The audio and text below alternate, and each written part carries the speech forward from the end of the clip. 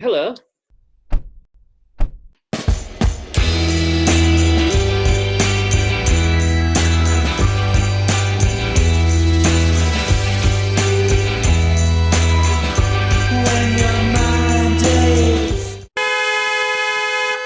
Good evening, Graham. It's raining on a Monday. It's not raining here. In Harrogate, it's sort of dry and dark. There's plenty of water in Harrogate. Made its name on water, Graham. You know. That's true, but from the ground, not from the sky. I know, how weird is that? Make water from the ground making money. But there you go. So, welcome to this week's podcast. And well, first of all, it's one of celebration. I feel we talk a lot about the Edinburgh International Film Festival, basically because we care a lot about it and its long history and its significance.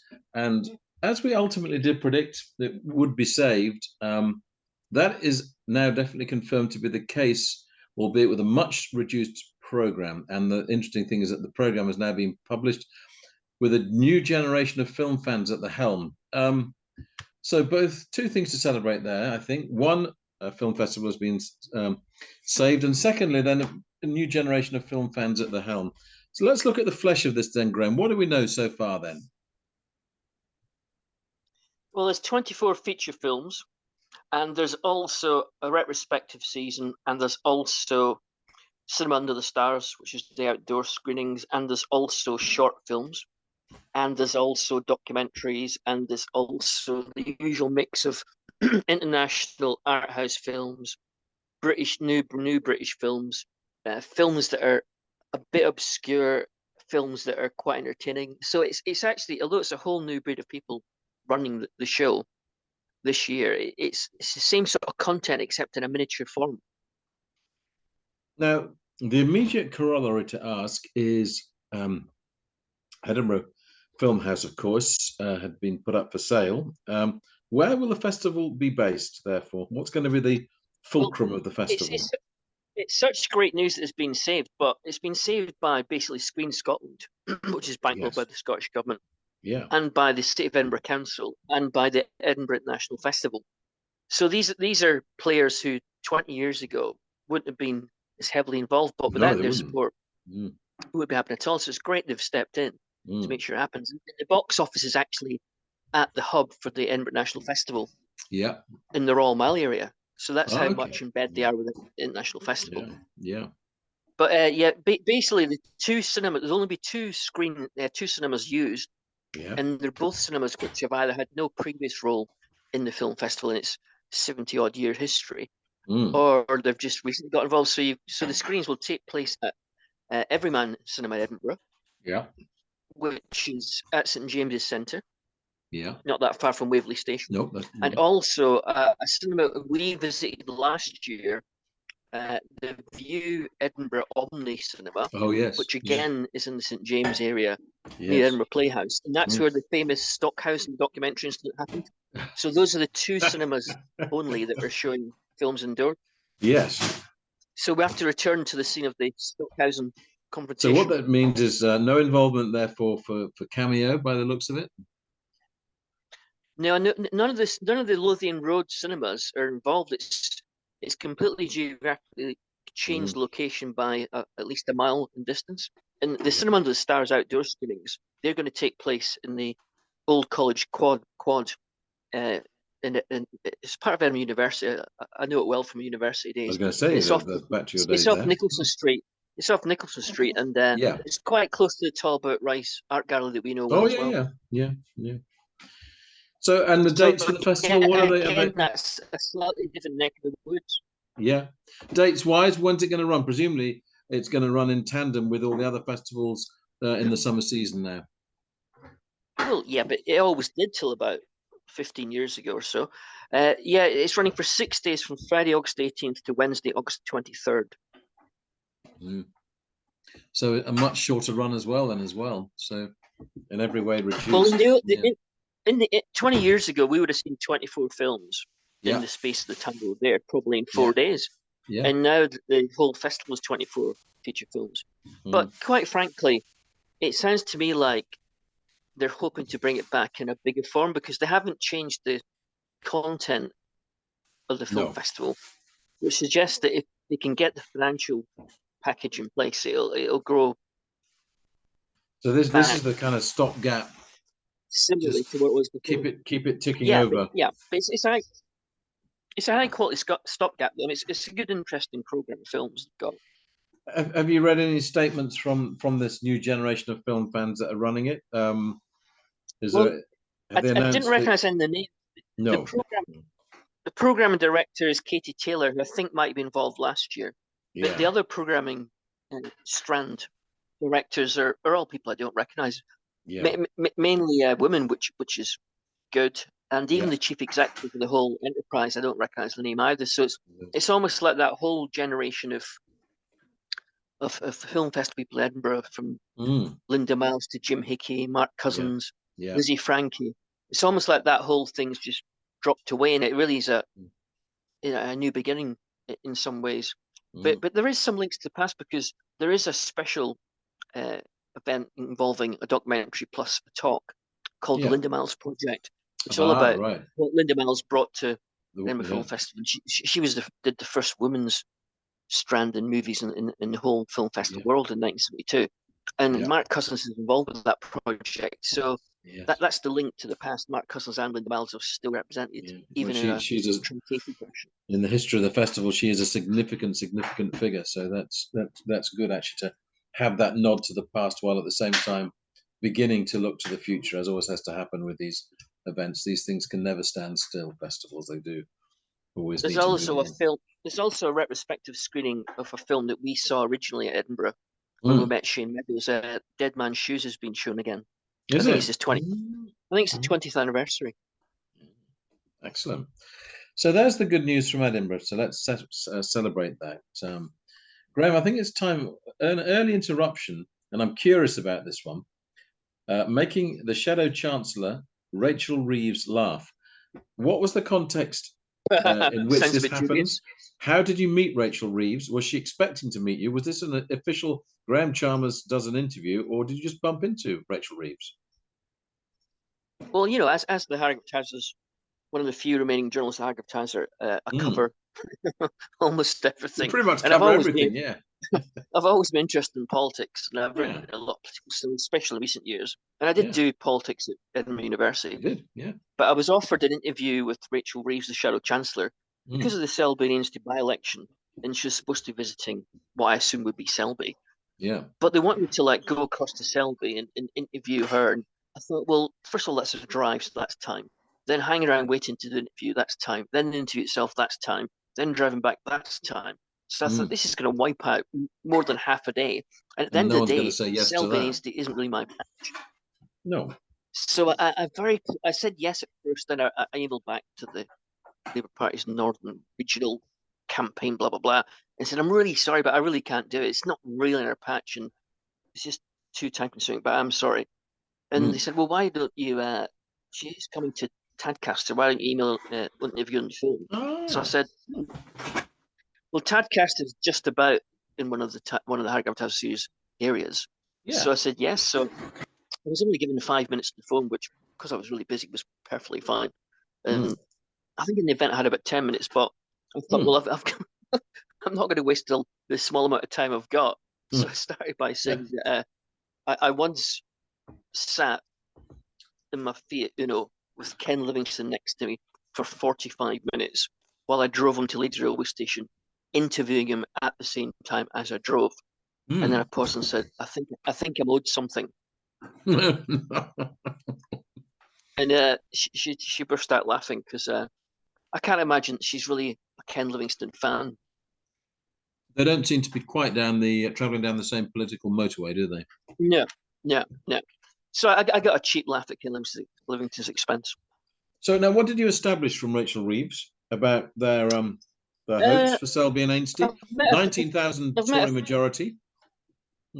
Yeah, without getting into politics too much, the interesting thing to me was that, having interviewed her, met quite a few politicians, senior politicians, she was very on the ball, very quick to answer, no ums as pauses, perhaps. It was all immediate responses to every single question.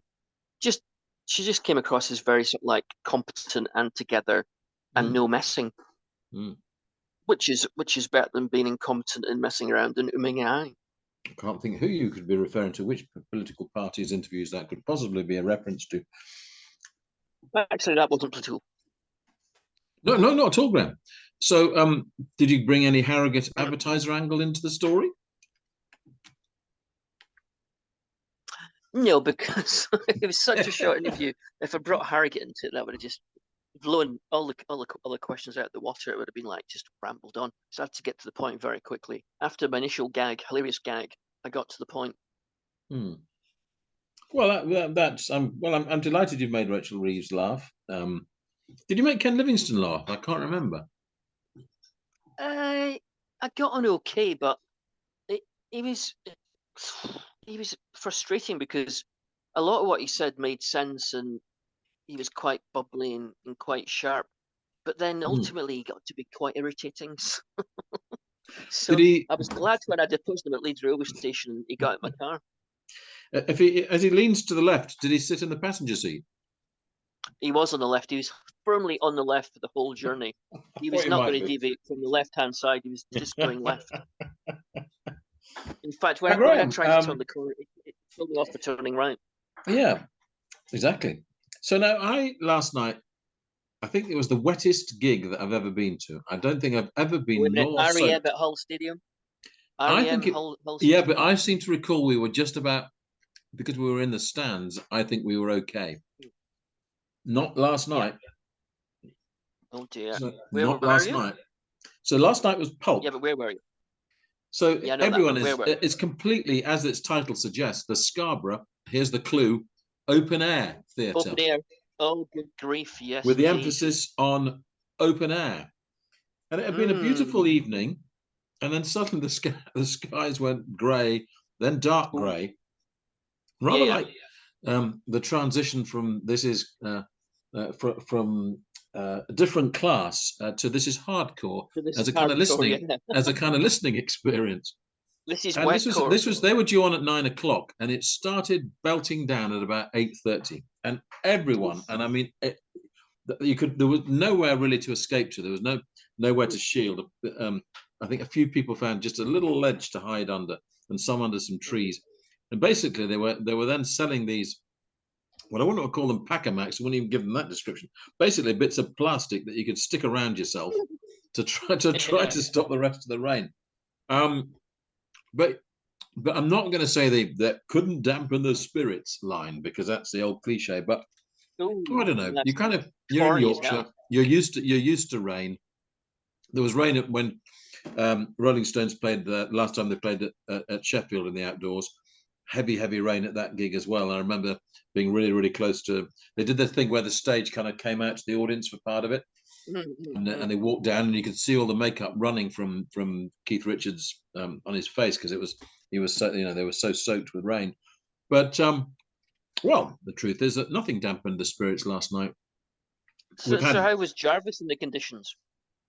Well, he commented on it, because I think obviously they'd have been hidden away from the rain in a whatever thing whatever form of expensive vehicle they'd been parked up in, and said, he said, has it been raining? Did you get wet? And so of course everyone's shouting back, yes you did. But by about 9 o'clock, it was just when they were coming on, it was actually manageable, and it didn't rain for the rest of the night. So the gods shined on Jarvis. We've just had Pulp. We've had Blur doing their Wembley gigs and getting fantastic reviews for those gigs. And I was thinking, with all the heritage gigs that have been going on, and we can name Blondie obviously as being an example of that. Cat Stevens doing his Glastonbury set, of course Elton doing his Glastonbury set, and this thing of the heritage acts. Now, I don't think Blur nor Pulp would want to be considered heritage acts. I don't think they would like that thought. And interestingly, of course, the tour title that is given it is this is Encore, is the whole idea. This is for the Encore. The gig itself was apparently, and this surprised me because I thought they must have played more gigs than this, given how long Pulp had been around. It said it was the 530th gig of Pulp's career at Scarborough. And in those 530 gigs, they had never played Scarborough before. This was their Scarborough debut.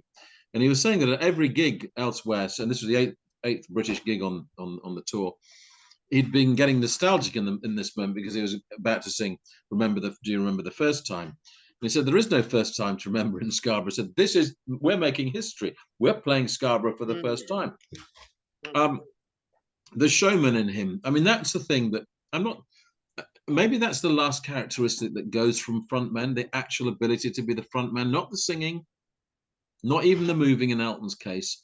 What made someone a frontman in the first place doesn't seem to me to die out. And I'm thinking in terms of having seen Cher, having seen Leonard Cohen on his last tour.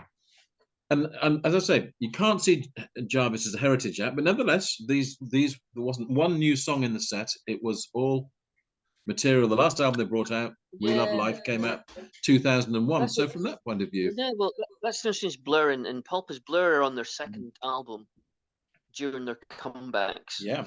And Blur and Pulp haven't done a single new album. No. For the last 22 years. So. No. I think Pulp are a bit of a heritage act, no matter what Jarvis says. Whereas Blur are managing to just keep their toes in the modern motor. I mean, Jarvis, of course, has done his his project, so he has continued to.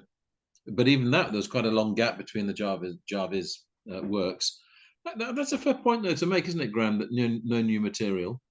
Well, I think Pulp were running out of steam at the end musically anyway.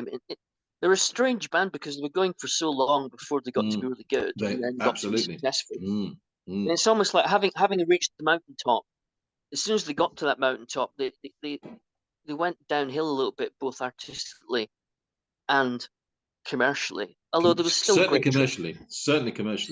There was still great tracks in both the last two albums, but it's almost like Jarvis had done it with Pulp, and all he can do with Pulp really is to resurrect past glories, which, because he's such a nice chap, and as you said, such a great showman, and he's so casual about the whole thing, he doesn't try too hard. Jarvis never looks like he tries too hard. He makes it look effortless. So it sort of works, but he is really a heritage act. Okay, I can see that. I mean, in terms of how they presented the songs, therefore, so obviously Steve Mackay, God rest Steve. So there was a new bassist playing. There was full-scale band, including a string section, which was the Elysian. I think they're called the Elysian Collective, and they played the Elysian Collective. From my memory, they've actually played in York at the National Centre for Early Music, or I think, and that worked beautifully. But I mean, that's not that they Pulp used strings on songs before, but that, as with James, the concert earlier this year that James played at York Barbican, strings were hugely part of that concert as well. So from how the songs were presented, they were as vibrant and as fresh as you would expect, in terms of the musicianship, in terms of the visual element. Of course, you've got the screens, but also the way they used the backdrop with a lot of Pulp words coming out and imagery that was familiar. And of course, Jarvis's between-song banter, which has always been one of his great things, and that awareness of how just to build the atmosphere. So as the gig starts, all the other musicians on, great tradition, singer comes on last. And he comes on in a beautiful velvet suit and a green shirt, and he strikes a familiar pose right at the back, and it's like it's a sunset, and he's framed by a sunset. So aesthetically, it's a beautiful, beautiful image. And I thought the set list was really, really well chosen. They opened up with I Spy. Of course, inevitably they finished with Common People. And I thought two of the highlights, interestingly, were two from the last two albums. This Is Hardcore itself, in which Jarvis started seated on a chair. A leather chair, looking very relaxed, as if he was going to do an episode. He was going to be doing a children's story. Doesn't he do some raunchy things with the chair, though? No raunchy things. He did lie on his back more than once, but nothing raunchy. Okay. And This Is Hardcore. Again, the strings hugely came into play in that piece. Built, which I mean, I love to see. That's one of the differences between our album versions and live versions. The second of which that applied to was the lead single of We Love Life, which was Sunrise. which was done with spectacular effects. With you had the smoke that was getting thicker and thicker through which they were performing through this pall of smoke, and the song was building, the guitar on top of a guitar on top of a guitar. So very dramatically done. And it's not that the songs, they don't have the commercial lick of a sorted for ease and whiz, but you're looking for contrast in shows, you're looking for drama in performance and in the musicianship. And I think that's why, although there's an element of it being heritage, the way those songs were presented still made it worthwhile to see Pulp now. You weren't seeing someone past the best, no point performing really, other than they're going to make money. The enjoyment level was clearly there for all the musicians involved, and certainly for Jarvis. And it isn't just a thing of let's go around and put a bit of money in everyone's pocket. It was much more about it than that. I think Jarvis always gives value for money. Yeah, well, I mean, when we saw already at their peak, I suppose we saw them at live outdoor in Leeds, didn't we? And the way that at the Hiking Festival in Roundhay Park in Leeds. That's right. That was an amazing concert. And he still can pull off common people that same way. Working the audience, teasing the audience. He does the thanks to the band within that song and links everyone to being common people, and then finishes the song off. So in terms of how he structures it, it's very well done. I like the point you make that he's at ease with himself. He is. That's where the natural frontman comes out in him. I think it's also that first of all, he's from Sheffield, which, as you know, from being a proper Yorkshireman, unlike me, obviously, Yorkshire has got different parts with different personalities, and Sheffield people are sort of, I would say, nicer in some ways. And apart from that, the other thing is that he spent so long not being famous that when he actually got to be famous, he was older than you usually are when you become famous in rock and roll. And secondly, I think he realised how lucky he was to have actually made it. And I don't think he ever got that arrogance of thinking he was a megastar who should be treated like a god. I think he always thought, God, this is amazing. I've actually pulled it off after all these years. So I think he's never taken himself or Pulp for granted. No, there was a sense, well, of northern. I mean, songs that address seediness, pornography, sex, relationships, but done with that northern wit and nous that we know from our northern playwrights, from Alan Bennett to Alan Plater to John Godber.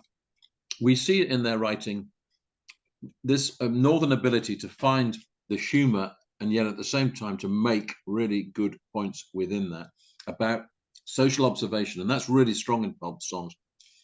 But to call him a man of the people, to call him a common person, as it were, I think there's obviously there's the front man that he has about him, that the charisma that others don't. So but I don't think it necessarily separates him.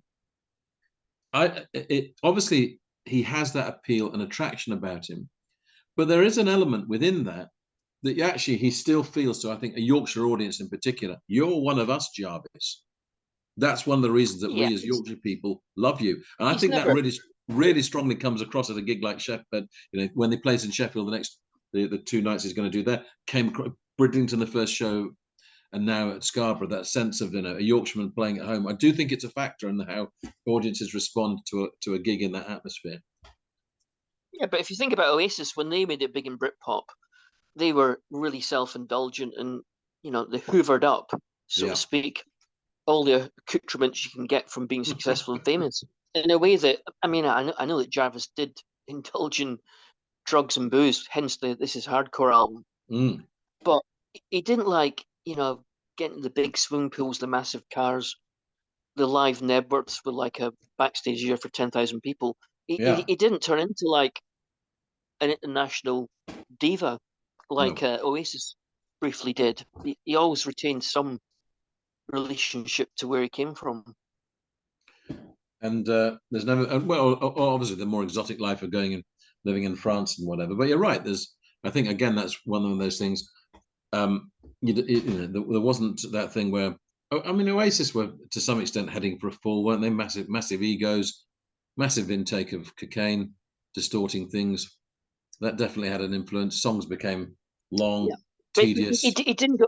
Yeah, he didn't go to France to show off. Though. I mean, it only slipped out quietly that he actually had moved to France. He didn't like have a farewell to Britain party. I'm off to France because I'm now a pretentious artist with lots of money. It was like he wanted to live in France. I think he had a girlfriend there or something. Yeah.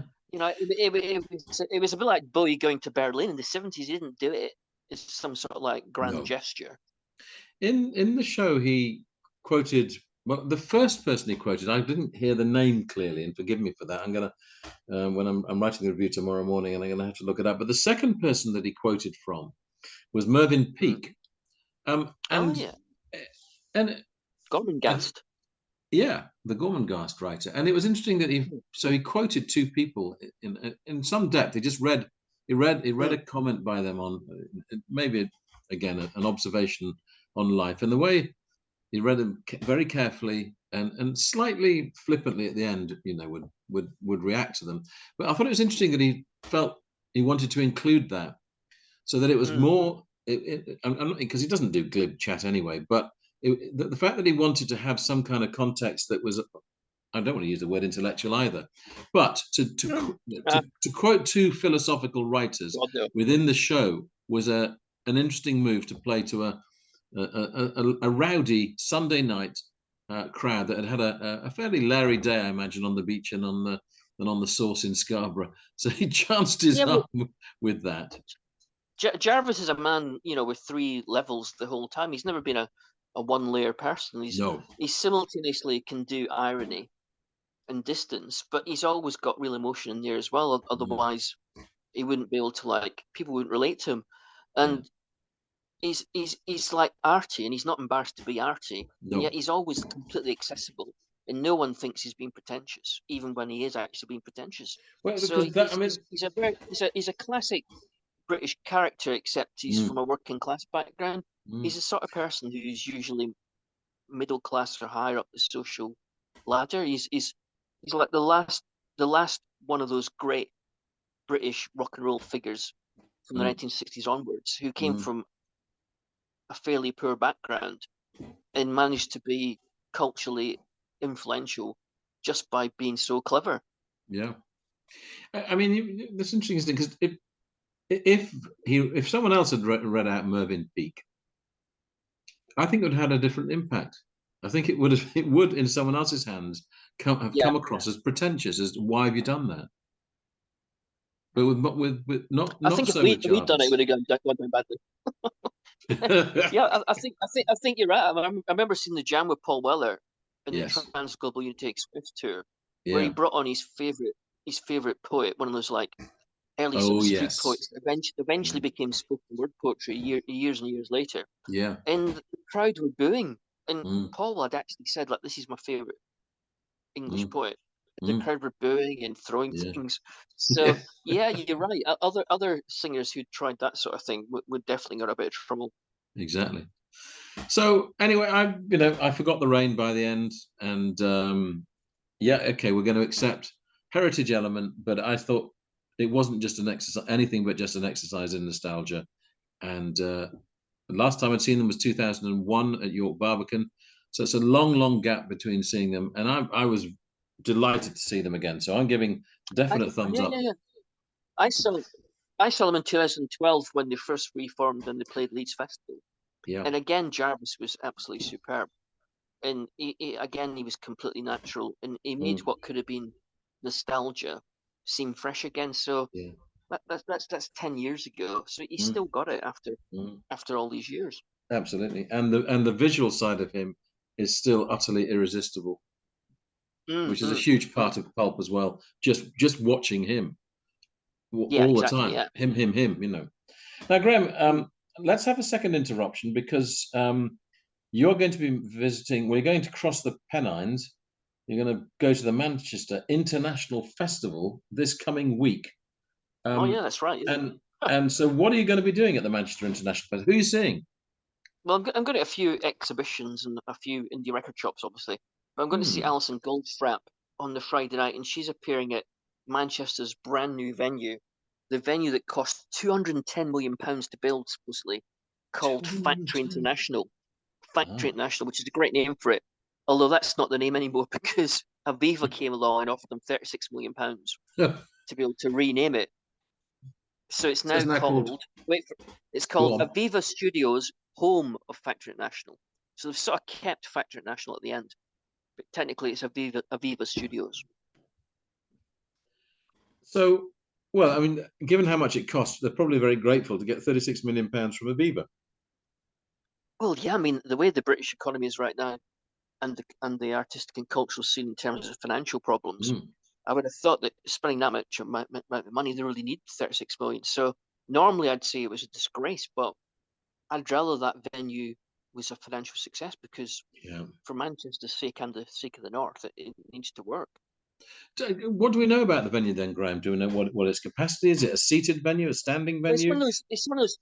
It's everything. If you want to be standing, it's standing. If you want seated, it's seated.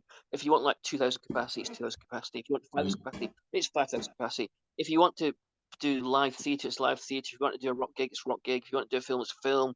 It's got restaurants. It's got bars. I think it's got a large hanging around area. So it's your proper modern. Why has Manchester got another new venue? Presumably, the existing venues only serve one purpose at a time, i.e. Manchester Exchange is really for theatre.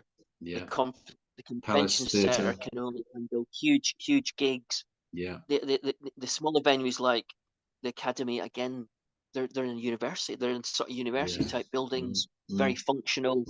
Not really for an international festival.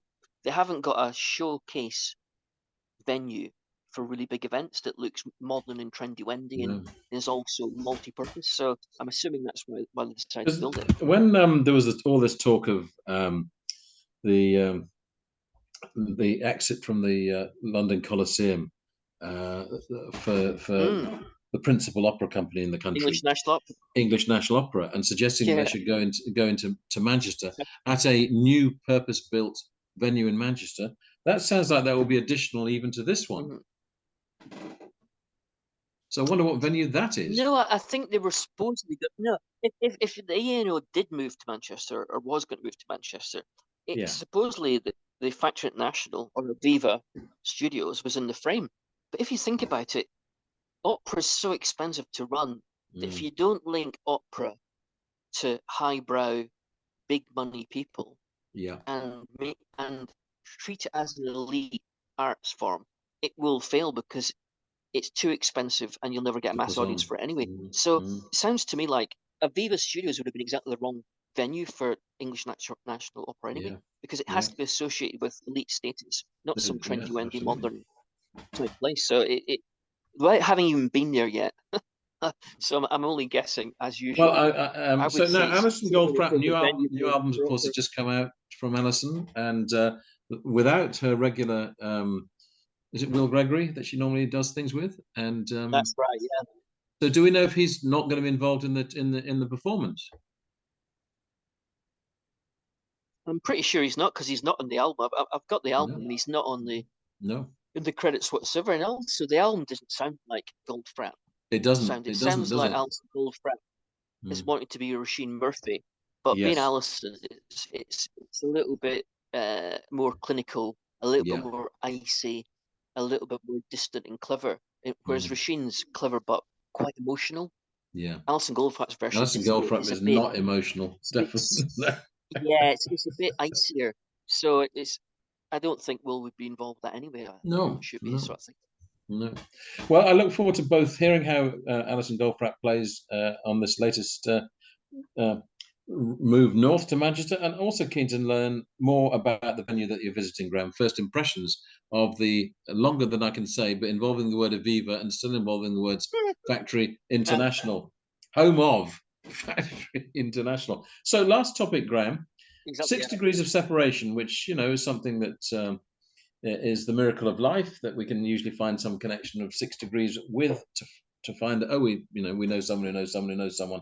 In your case, you've met a talented young female Scottish artist who has curated last year's Alan Davie exhibition, in Edinburgh, which was the exhibition that I seem to recall, didn't we go to last year? Yeah, it was at Dovecot Studios on Infirmary Street off Nicholson Street. And it was Alan Davie, respective. Of course, Alan's the great British modern abstract artist of the latter part of the 20th century. He came from a hometown at Grangemouth, and the exhibition was called Beginning of a Far Off World, which we both really enjoyed, partly because it had some of his best work, but partly because it was quite a broad, varied exhibition. But also it felt quite personal because there was like mementos and personal memorabilia, and there was also a little bit that mentioned Andrew Stewart, because Andrew Stewart, the late Andrew Stewart, who ran 108 Fine Art Gallery in Harrogate, brilliant gallery, brilliant man, who sadly died last year. Well, he brought Alan Davie to Harrogate and had championed his art and represented him a little bit, and which is why I met Alan Davie in the first place. Harrogate more than 15 years ago.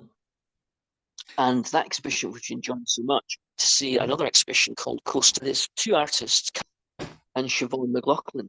And it's a great exhibition. I mean, they're both two totally different types of artists. And they were both there for the launch, which happened to be at.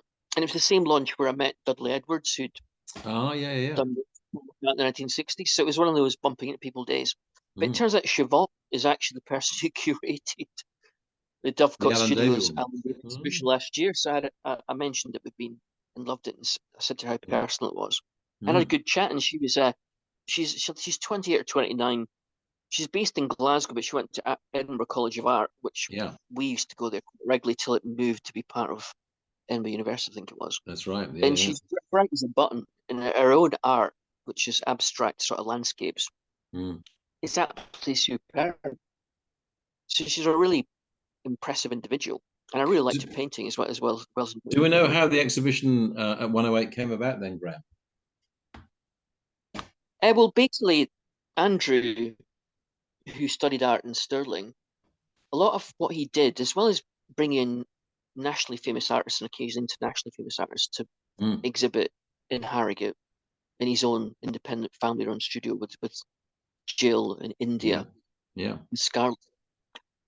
He also kept close ties to upcoming Scottish artists, usually through the Glasgow School of Art, but also Dundee, other places as well. So he's always forged links, and he always supported up and coming young Scottish arts talent as well as English. So I think Jill, his widow, and his daughter Scarlett India have just kept those links going, and they've kept his approach to running the gallery. So when they decided to keep the gallery open after his sad passing last year, I thought, what are they going to do with this? And what they've done is just basically carried on like Andrew was still there, doing exactly the same thing, exactly the same spirit.